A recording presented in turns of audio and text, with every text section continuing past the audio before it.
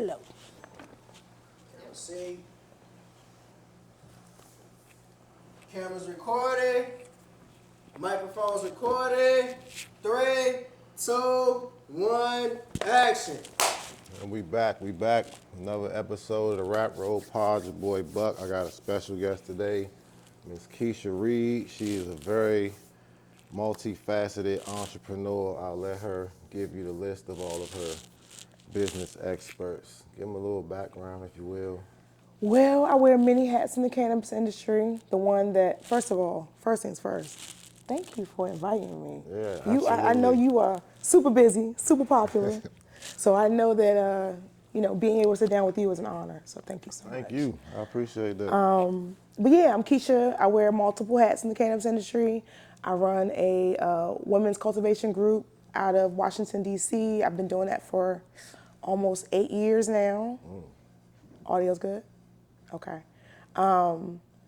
Currently, I'm running an organization called Explore Maryland Cannabis, which provides pathways for folks to get into the industry through small business and workforce. So if you're looking for a job or if you're looking to start a business, I'm the person to speak to.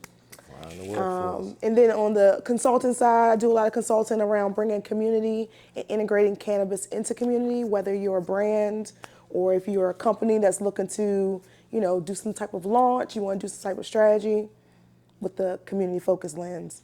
I do a lot of different things. So, I grow. I love all the Service in things. all types of areas, huh? Yes. What got you started into this path where you said you had the women's grow group for about 8 years? How did you get started into the whole Growing. journey?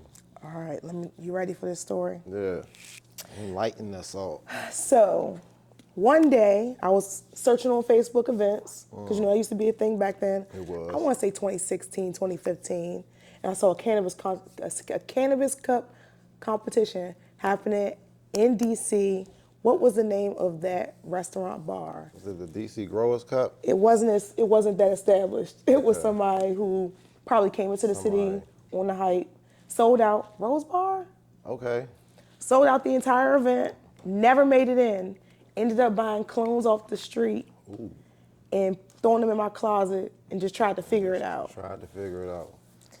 They did not. Yeah. They did not. It didn't go well. But from there, It sparked the interest. it did. We went on so many seed shares and connected with other folks who were doing clones, and I realized that sometimes women don't feel comfortable in spaces with men. Right. That's not the case with me, but I wanted to make sure that folks felt connected, especially if they wanted to know how to grow. Because weed was expensive, and it's still expensive if you're not growing your own. It is, yeah.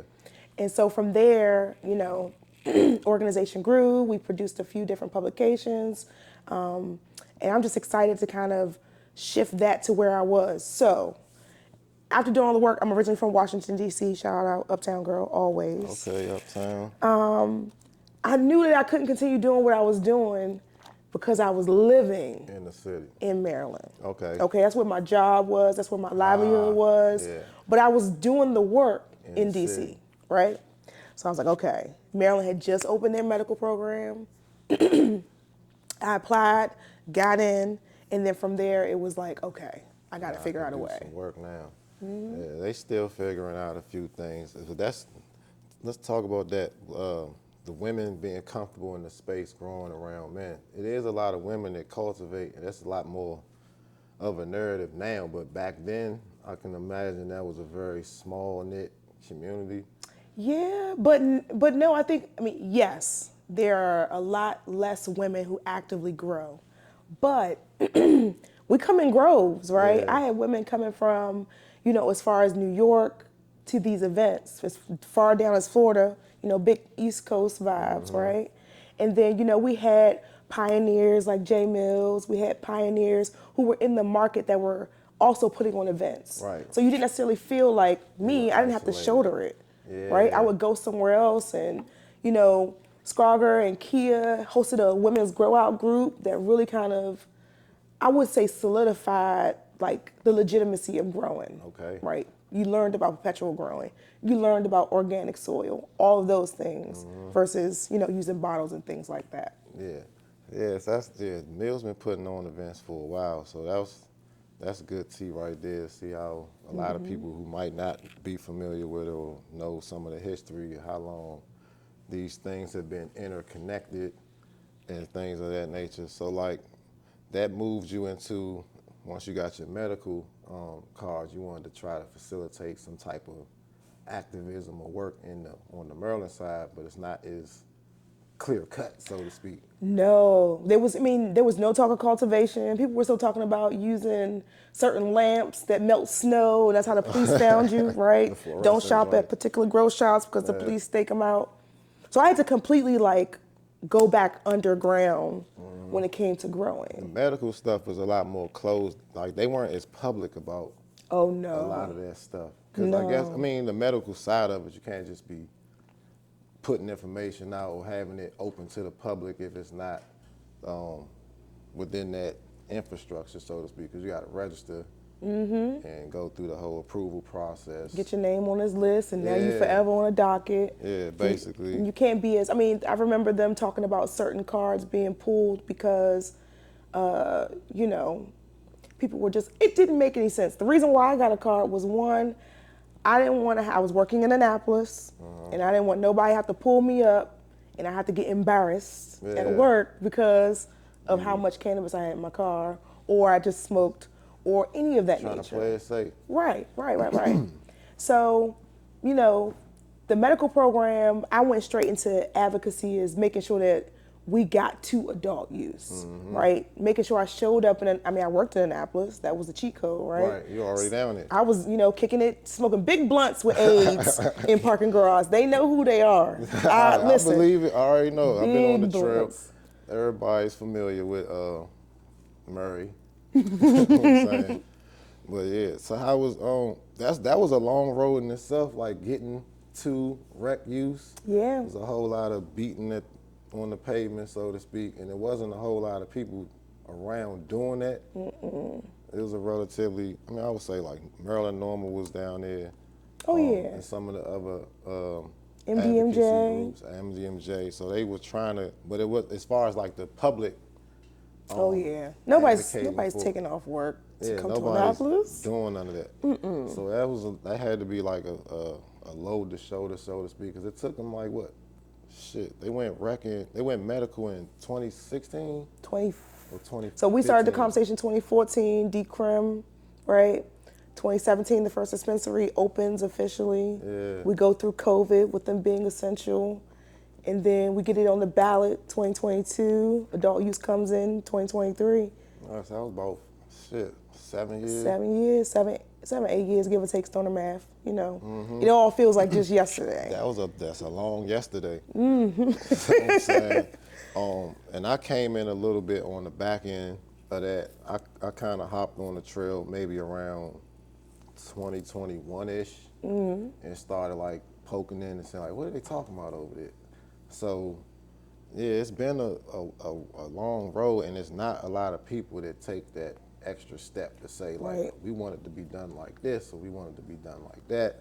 But it's a lot of complaints from the masses saying that they don't receive and they don't like. How you feel about that side of it, knowing that you are one of the ones that's down there arguing for the rights of the masses?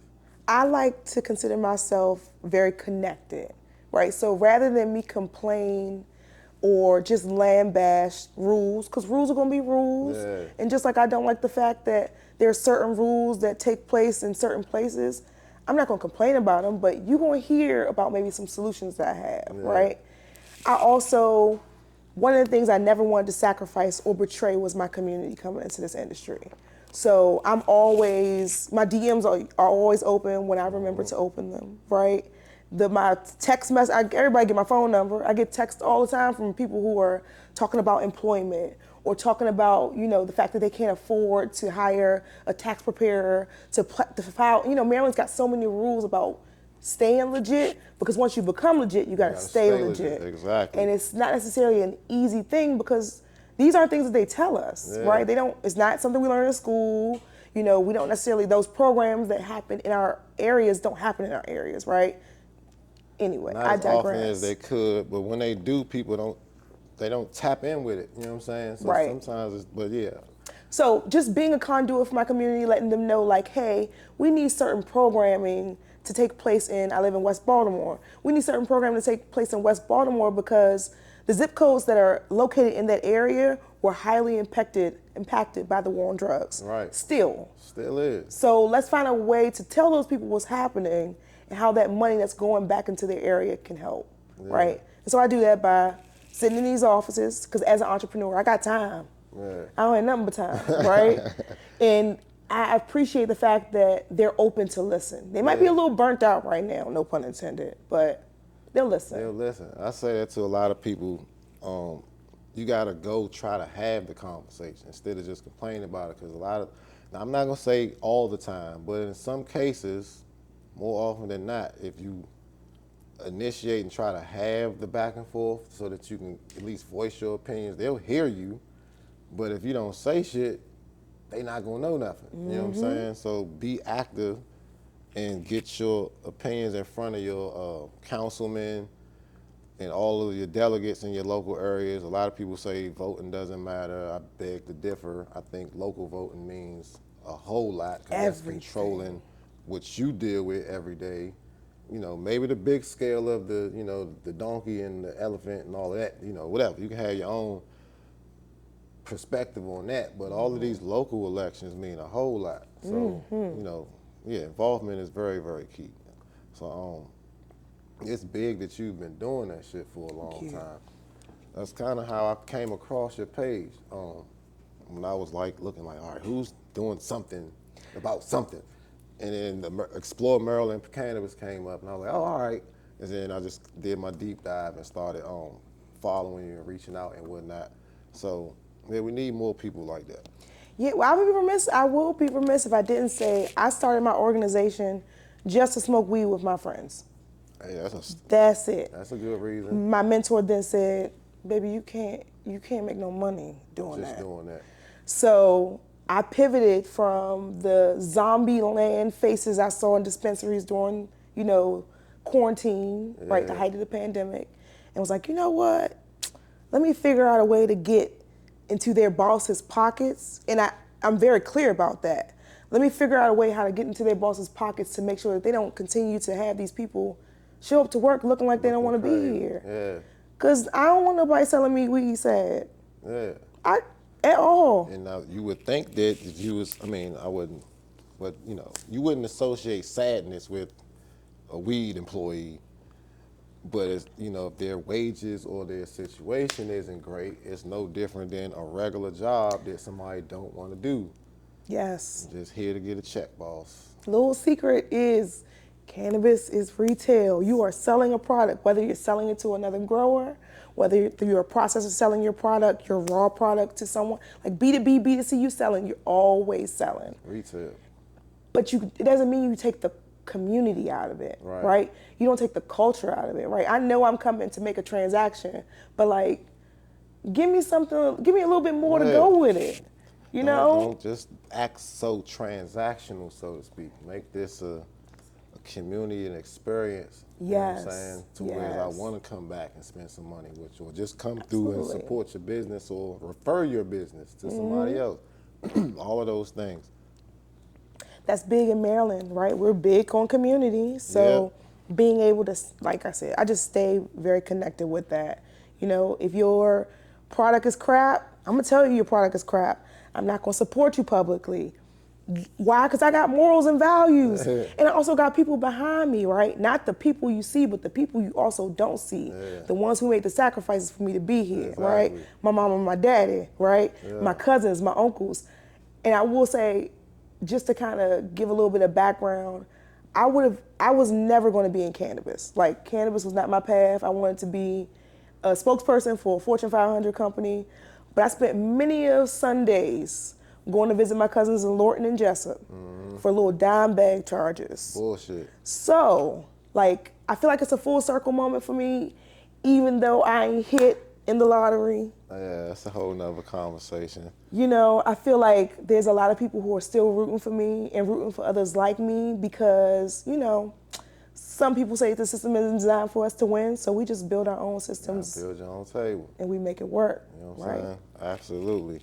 Yeah, we all have our own issues, so to speak, in this cannabis space. So like the more empowerment and unity that we can get within the community, because they're gonna try to shred it apart and have us fighting against each other soon, so that they can keep control of it. So we gotta keep this shit tight knit. Absolutely, absolutely.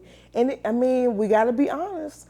Some of our friends may not keep it 100, right? No. Like they may take the bait. They may, like take the bag and completely forget about where they came from. Yeah. And that's okay, because in history shows they always gonna come back, right? And we need to understand that it's okay that you burned us. We're gonna always be here for you, but we never gonna forget what you did. Yeah, I ain't gonna be here for you. Once you do all that, we done. That's the Scorpio with me. That thing is a wrap. Ooh, big I'm a Taurus. But like my mans always tell me, everybody ain't your mans. You know what I'm saying? So you gotta know who's who and deal with people accordingly. I think people always show you exactly who they are. Oh, yeah. We just choose to deny it sometimes because like, nah, he ain't doing all that. But trust the signs and believe in them, and people are gonna show you who they are. So Oh yeah. yeah, but we gotta figure out a way to keep this shit tight knit, cause it's all the infighting and people trying to get to the top closer ain't gonna benefit nobody. But that's why they call you the connected CEO, because you keep everything connected. I try. I really do. How is it with staffing so you say you help facilitate staffing of the industry, some of the Correct. workers. Do y'all help advocate for like workers' rights? Do they have a union yet? Some dispensaries do, and I will say a lot of the workforce work I do is I'm either healing a situation, right? So if you got a extreme, terrible turnover, right? I'm coming in, I'm providing some type of team building, some type of community center work. Or if you're just opening and you're looking to staff, folks who have been looking, I collect certain things like that. Strategist and a healer. Absolutely. And the same thing with the small business piece. But I think one of the things that I love doing is my annual awards. I missed it this year. It's okay. We went virtual this year. This year coming up, it'll be 5 years. Oh. So I'm hoping that we get a nice little space, do it, gala style, where we all can get up and take a cousin walk together, right? Yeah. But like there's some type of entertainment, to be determined. Actually, I brought the award with that. right Let here. me know. Oh, you already know. That's what the community is all about. Yep, I could definitely help with some of that. There's the award. See that? That's the one from 2021. All Maryland Cannabis Award. And so I'm Get you proud one to of say these. I'm the first. Award show. Hold on, let me look at fuzzy. Okay, there we go. We back. Yeah, first awards programming ever in the state for cannabis folks. A lot of folks did it after me, It's a lot. but nobody's done it like me. Okay. First one. First one, and I think it was important because it was public voting. It was community nominated. I didn't pick nobody. I didn't offer up any names. Right. And it just it allows me to fill other people's cup. And I think, once again, you can't pay people what they need to pay because it is what it Everything's a little is. tricky. Yeah, But we can still celebrate them. absolutely. And celebrate them in a way where like they feel comfortable consuming, they feel comfortable cultivating, and they feel comfortable connecting. I've never said that before, but I'm gonna put that on the shirt. There you go. That was that's trademarked already. Don't even try it. You know what I'm saying? But that's dope as shit. So I want to see like a gala style situation this year because we all wrecked now, so we can make it real festive. So I'm looking forward to that. And then like you said, the people are choosing. So it's no favorites, it's no like agendas and all of that stuff. The people who use the products, vote on the products, similar to like the MJ Awards or things like that. So it's not no hidden agendas on that shit. And it's also not funded or sponsored by anybody. No powers that be. Nope, It's all nope. independent, It's- locally, organically based. I ask for sponsorships. That's how we fund certain things, but I'm not asking them for everybody. Right. I'm also not accepting them from everybody either. Exactly, selective. Absolutely. Yeah, that's how Got you got to be. Absolutely. So we're gonna take a quick break right here and come back with Keisha. We got some more stuff to talk about on the Rap Road Pod. Cut.